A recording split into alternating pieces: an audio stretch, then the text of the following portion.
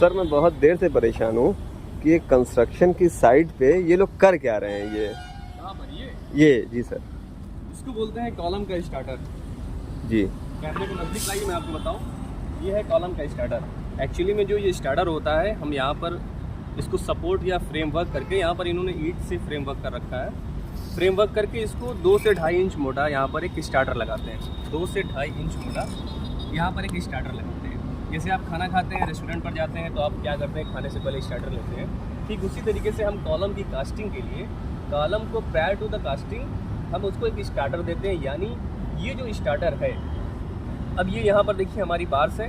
Bars के ऊपर जितने हमें कवर होने चाहिए उतने हमारे कवर हैं, हमने उसको मेंटेन कर लिया।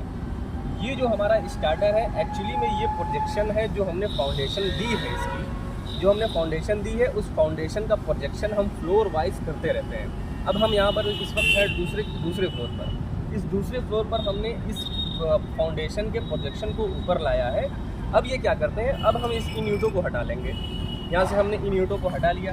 ईंट हटाने के बाद ये हमारा स्टार्टर बन चुका है। अब हम यहाँ पर जब इसकी फर्मा बंदी करेंगे, यहाँ पर कॉलम लगाएंगे या उसकी शटरिंग करेंगे, तो इसका ओरिएंटेशन फिक्स हो चुका है। यानी ओरिएंटेशन को आइडेंटिफाई करने के लिए हम स्टार्टर का काम करते हैं। इससे क्या होता है, पुअर वर्कमैनशिप को हम अवॉइड करते हैं। यहाँ बहुत प्रिसाइजली हमने पहले ही इसको एक मार्किंग कर रखी है।